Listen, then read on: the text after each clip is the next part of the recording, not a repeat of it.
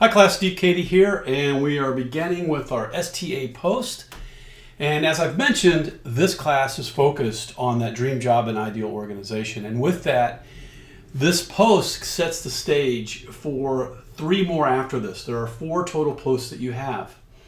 And what I'm going to do is walk you through the details, give you tips and tricks and things that you can do to save time and do it right the first time and all those kinds of things. Second, you're given this video here. You're also given example videos, course orientation video, and sessions, live sessions, and other support information. So you have all kinds of examples to help you know what a great post looks like. Second, why is this important? These posts are designed to develop your writing skills, your communication skills, your online conversational skills. Second, they are designed to help you speak confidently and competently about various aspects of management and leadership in organizations. And so as I go through this, you're going to see that each of the questions are directly related to the module set that we are covering. So all the information in STA, everything provided in the modules under STA, all of that information is necessary to answer the questions here. In addition, you're given links throughout each of the discussion board posts. And the links are provided to you to add additional information. Sometimes it's examples, sometimes it's an additional reading, and so forth. All of them are provided intentionally, and I highly recommend that you review them. Students that do well in this class, students that enjoy this class and find it meaningful to them as well, will say if you go through and review all the materials, read all the links, and do all the work, and you do it ahead of time, not at the last minute, it is actually a worthwhile experience. And there are many live, real-time, I should say, examples of students benefiting before the semester's over from the information and the processes and the learning experiences that we're going through. Let me jump into this. So again, you're watching this video. Now, as you scroll down through the post, you're going to see the opening paragraph. There's a couple key things I want to emphasize here. First, instructions and guidance on how to complete a post. I'm going to come back to this at the end. You can click on this, and what will show up is another link here, and it will give you all these details. I'm going to come back to this at the end. One of the small tips I have for you in terms of using Canvas is the right-click button. Right-click, open link in new tab. That is so helpful in terms of as you go through Canvas, you right-click, open up a new tab, go to another spot, open up a new tab, and you go back and forth between the tabs as you're answering questions, reading a resource, coming back to another question, writing your response in a Word document, those kinds of things. It just really keeps you nimble and quick within your work. Next thing here is this note. This is so important, and it's a key to developing that competence and confidence in discussing and applying key concepts from management organizations and leadership. So every question is based on information that you're being provided. What you need to do is use the key terms from the resources, a chapter, a link, a video, whatever it might be. Use key terms in your answer and bold the terms. One, by bolding it, you're telling me you intentionally are bringing that term into your answer. Second, by doing that and bringing it in and using it, you are practicing using key terms in application. That's going to help you to be more intelligent in your conversations with others when you start talking about teams and groups, when you start talking about management and what managers are versus leaders, when you start talking about organizational structures and designs, when you start talking about different aspects of leading and managing an organization. And as I mentioned, when you go back to the overview video and you see where I talk about the NACE list of what employers are looking for, that list are all those intangible elements that will give you that edge. They will expect that you know how to technically do your job. These questions, and you're answering these questions in the discussion boards, is going to build your competence and confidence in discussing those personal influence skills that will demonstrate you can be a great member of that organization.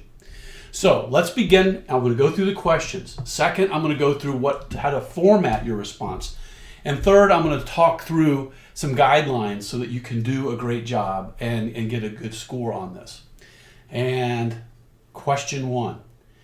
I can't emphasize enough how important behavioral interviews have become in society. And you are going to be interviewed this way. Some of you already have. You're going to be interviewing people this way.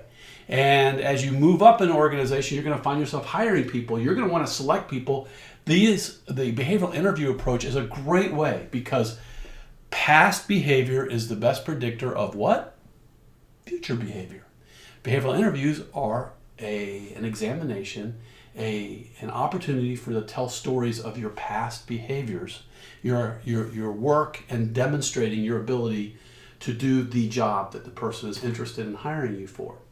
The first question here, what is your greatest accomplishment, is one of the most widely asked ones, regardless of any field or any place. And you're going to find each of the questions we use in each of these discussion boards, these 4, are 4 of the most asked questions in behavioral interviews. And I will have students come back to me after a semester, or even I've had it happen during a semester where they come back and they say, I just did an interview, I got asked that question. And so it is really helpful to know that these questions you're going to get, I would bet you $100, you're going to get 2 of 4 in your next interview, without a doubt, if not all 4. So, behavioral interviews is based on a process called STAR. When you click on this here to learn more, it goes in a detail about what it is and how it's set it up. This video is an awesome video, a really well done one that gives you an overview of what behavioral interview is, how the process works. This link here next to what is your greatest accomplishment is a nice one that looks at that question, how to answer it, as well as the behavioral interview process. So you've got everything you need here to answer the question. One tip. Make sure you format this so that you have 4 subsections with subheaders underneath question 1, and that you have situation, answer it, task, answer it, action, answer it, results, answer it. Once you're done with this, this becomes your talking points. And once you know this and you've answered it and written it out, when you get asked the question, you'll more confidently and competently answer the question. That's question 1. Question number 2 is where I've been framing this whole class around. The content and everything is designed to give you those personal influence competencies necessary to separate yourself out for that dream job in your ideal organization. Well, I would like to know what it is, and I'd like for your group that you're going to be in, your discussion group you're going to be in, to know that as well, to help you all know each other. You're going to be in a discussion group where you're going to support each other. You're going to help each other. And believe me, 6 degrees of freedom is true. It's probably even less than that. Everybody in here and in your group, you're going to have this ideal job and dream job in this ideal organization, and your group is going to be a great resource and possibly opening up doors, providing you tips, giving you all kinds of ideas. This is about setting that up so people can know more about you, we can know more about you, and you can set context. What is that dream job? Where would you love to work in your ideal organization? Tell us about that. Why would you love to work there? Then go to the link at the Glassdoor. Look at the Employees' Choice Awards. Use your super sleuthing skills to read through all of that and to see how they determined who the Employee Choice Award winners were. As you do, you're going to find there are 3, you're going to find more, but there's 3 criteria that I'd like you to pick, 3 of the most important criteria to you that separate out the Employee Choice Award winners. Describe the criteria and then use that to evaluate your ideal organization. Tell us, how does that organization you would love to work in compare to those 3 criteria, which is part of what the Employee Choice Award winner are, who they are. So that's question number 2. Now you move to question number 3. Year in review. Pause, reflect. This is a good opportunity to reflect on the past year. Consider your performance in school and your career. What are you proud of that you've accomplished? How did you accomplish that? And here are some things that you have found particularly frustrating over the past year. Move to question 4. Now step back, and as you look at the class, what are your reactions to the class? And what are the questions you have? And for the questions you have, give me your best answer. What do you think the answer is? If you did know the answer, what would it be? Now you move to question number 5, group discussion request. You're in a group, and in this group, you're going to support each other. Like I mentioned, 6 Degrees of Freedom, you have an incredibly talented, diverse group of people that have a lot of experience, a lot of connections, and a lot of perspectives. Use it as your thinking lab, as your think tank. Use it as a place where you can now stretch and push your skills for building your competencies to discuss with people online, build relationships online. You're going to be doing that in this new virtual world that we're in, where you're going to be working with teams and partners all over the place. You're going to have to use asynchronous tools to talk with people and build that relationship. And so use this as an opportunity to describe what makes for a great group discussion. What has been your experience? Tell a story of a great experience you've had. And then what's your request of the group? What do you need from the group to make you participating in the group discussion a worthwhile use of your time? This is a great question. What would make discussing in your group or being an active member of the group, what would make that experience a good use of your time?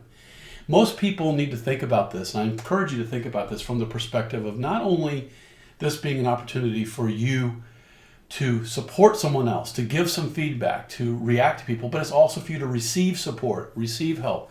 So it's a giving and receiving. It's a really interactive experience where you are supporting each other. Now you go to the next one, exam questions. I'd like you to create an exam question. And creating a question that's focused on all the content from STA. It can be a question about behavioral interviews, informational interviews, how the class operates, the mechanics of the class, doing discussion, whatever, assignment instructions, whatever it might be. Pick a question and make a creative application-based question. And so that's what I'd like you to do there. Now move to the last one. This is where you get to do something that's going to last for a lifetime, in my opinion. The leader informational interview. You are going to, over the course of the semester, interview 2 leaders. And you're going to interview each one of them at different times. You're going to interview them during the last 2 discussion boards. You're going to interview one for discussion board number 3, and you're going to interview the other one for discussion group number 4.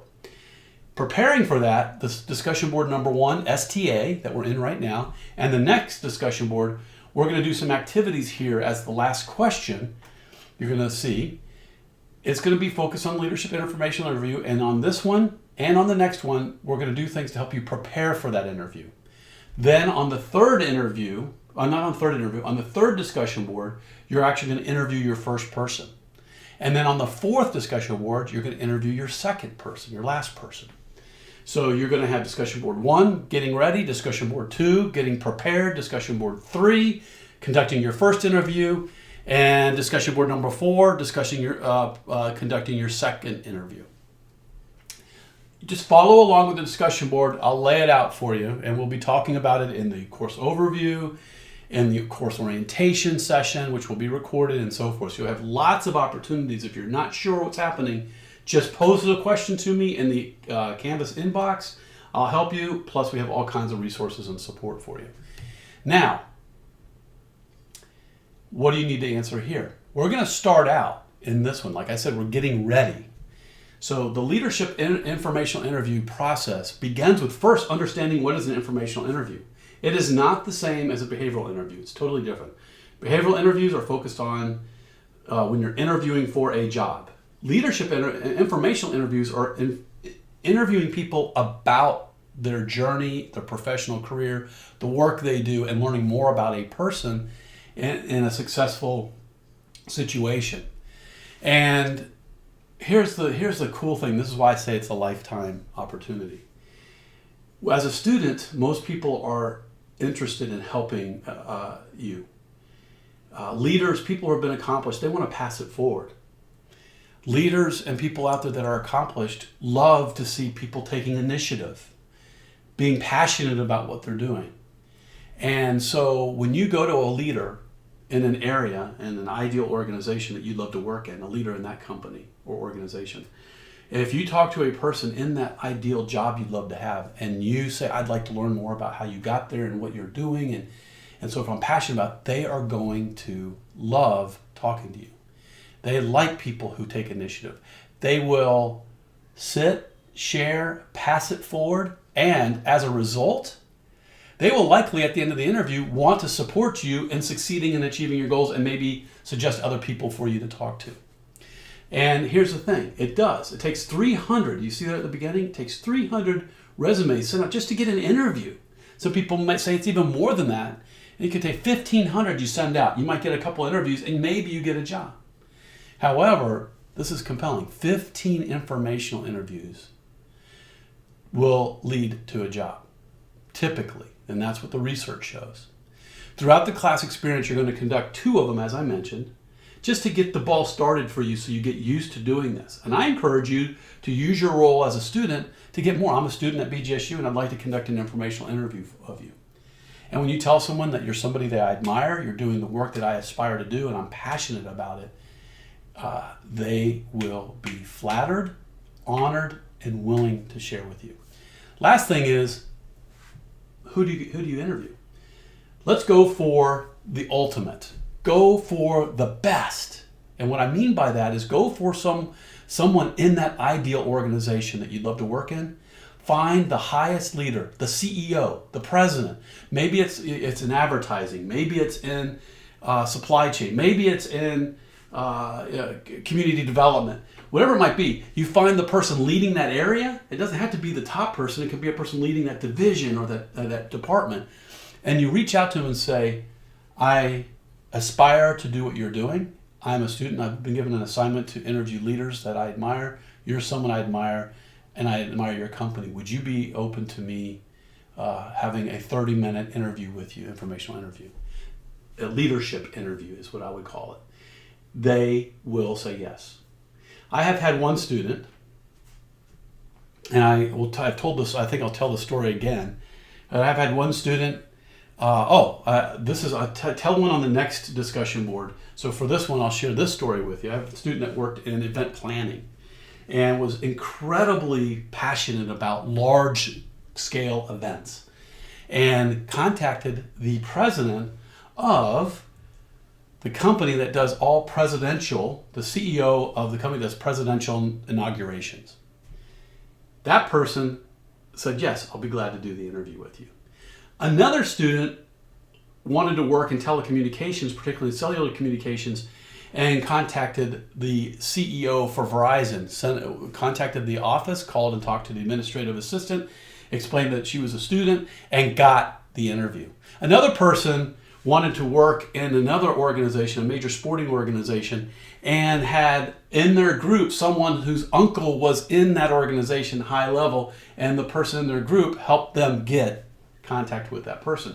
So you can also in here say, here's my ideal organization, here's the company I work in, and then in your group, maybe you all can start helping each other using your 6 degrees of freedom, make those contacts. That would be awesome.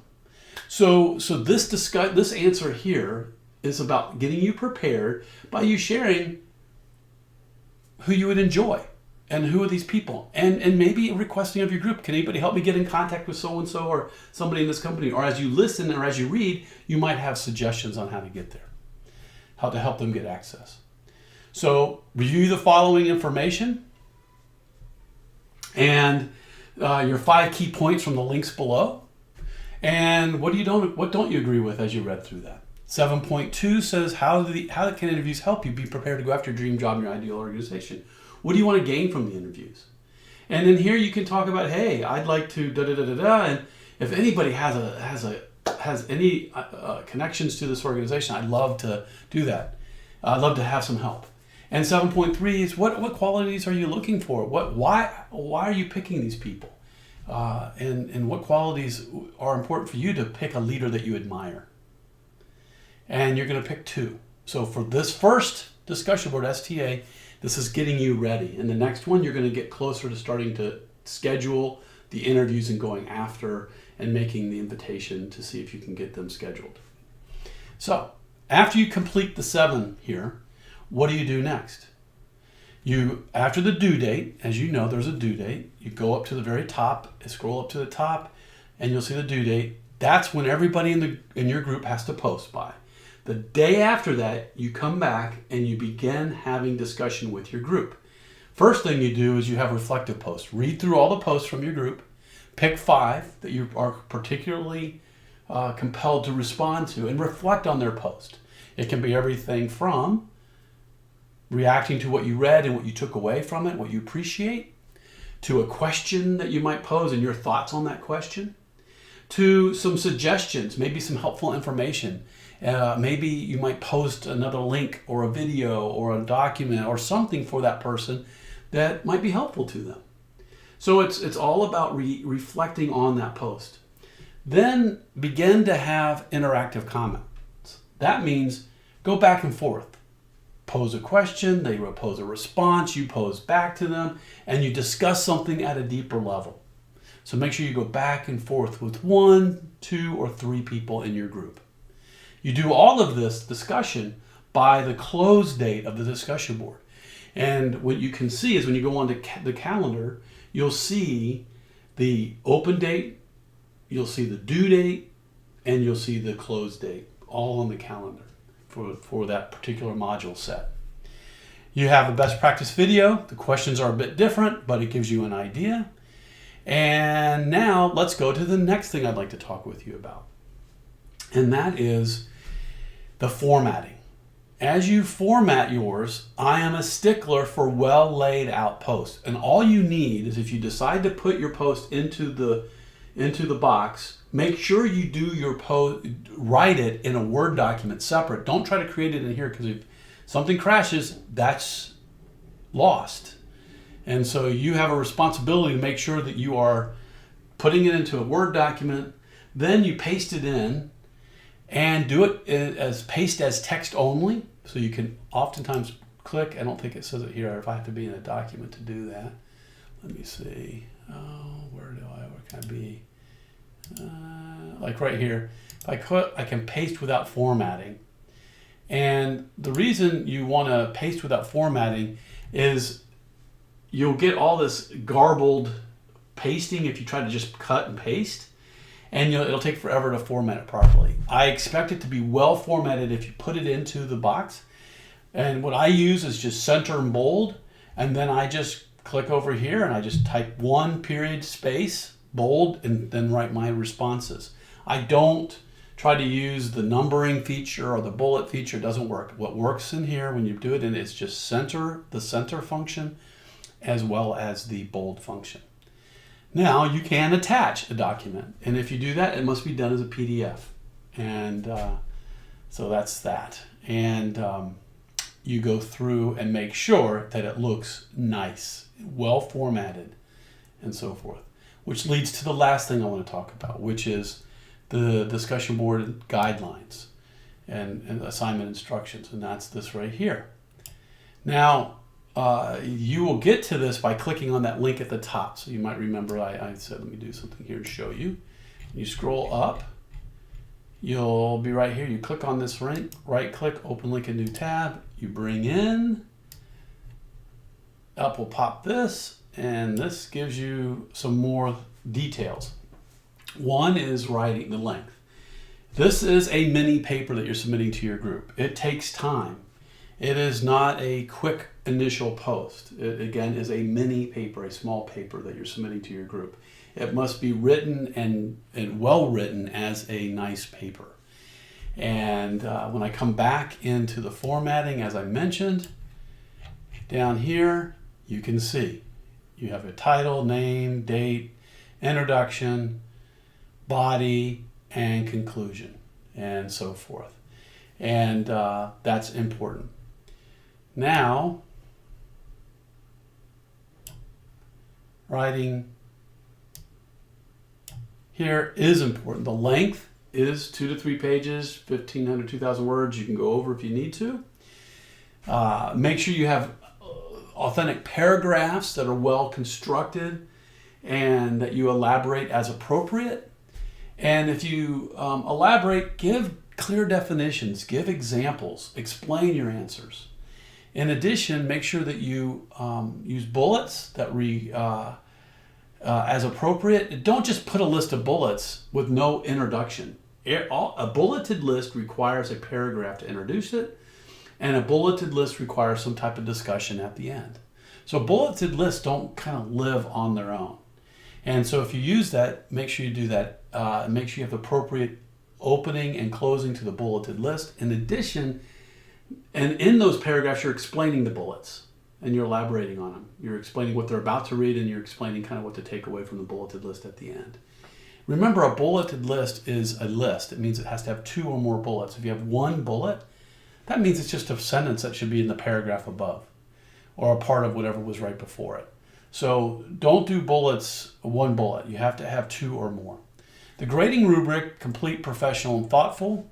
That's how all assignments are graded whenever they're submitted. For discussion boards, you have the 4th criteria, which looks at your discussion, which I just described to you. And when I look at complete, I am very detailed at looking at the questions and the sub-questions. Very big on making sure it's professional, it's grammatical, it's grammatically correct, it's laid out properly, good headers and subheaders, and nicely formatted. It's thoughtful. And the thing here that I've mentioned is that you need to use in every one of your answers bolded key terms from the resources, the chapters, the links, and so forth that have been provided to you. So somehow use key terminology in your responses and find a way to creatively bring key terms into your response. And I'll be looking for that, and I've already mentioned why that's important. And so the key thing, and I'll just reiterate it, is a bolded key term shows me that you know the concept. Second, it's you being intentional about using it, so I can see where you're intentionally using it. Third, using the key terms is a great way for you to practice being confident and competent and using the terminology of organizations. And then how it will be evaluated. Clearly incorrect to clearly correct. And it's pretty straightforward. You can view your grade and calculate your points. You can see that in a rubric. So I'll show you that in just a second here. And when you post your submission, you can post it in the box, the Canvas box, writing the WYSIWYG box that you write and post it in there, or you can post it as a PDF. Your choice. Bottom line is making sure it's professional. If you want to do it as a PDF, you have to do the Word document, convert it to a PDF. There's a couple videos that show you how to do that there. Make sure that if you upload something, that you click on it, open it, just make sure it can be opened. That's your responsibility. Don't upload something and not test it. If you upload it, don't test it, and it doesn't work, that's your error. You have to upload, test to make sure everything is there. If you post a post in it, submit it, come back, read it to make sure it's showing. And let me see, there's one other thing I want to talk with you about. Last but not least, and this is key, when you bring to us your submission, the introduction and the conclusion are equally as important as your answer to the questions. What I'm looking for you to do in your introduction is bring your own unique style and way of communicating into that introduction. Bring your unique style, your creativity, write an introduction that is compelling, that makes me want to read your answers to the questions. So set the stage, create the hook that makes me want to come in and read. And then with the conclusion, this is not just, I'm going to tell you what I tell you, and then I tell you what I told you. That's boring. Introduction, exciting, creative, compelling, substantive, invitation into the questions. The conclusion is a step back. And so based on my experience with the questions, here's the ribbon, the theme that connects all of them. And here's my reflection on the experience of answering the questions. This is how I'm different. This is what I've learned and what I take away from completing all the questions together. It's not a summary of each question. It literally is, after answering all the questions, how am I different from this experience? What's the moral to the story, and what's the impact on me that this experience has had? Where am I at after I finish doing all of these questions, answering all of these questions? So we've gone through quite a bit, and when you come in, you can also very quickly click on the 3 dots, show rubric, and you can see the rubric. And you'll be able to see your feedback when you get your score. You'll get scored on this. You will then see comments and use this to guide you in making sure you're on track. I look forward to seeing some really great posts. I hope you find this helpful, and if you have any questions, again, use the Canvas inbox to share your thoughts and questions with me. Last but not least, these videos and everything are done with a purpose. This is a 30-minute video, and the reason it is because we don't have an in-class session. This is why we do online classes. We have to bring content outside and bring it to you like this. This is a part of you having the flexibility. So watching this video is an expectation. And just consider that a part of being in class and how we're making life more manageable for you with all the demands that you have. Bye for now.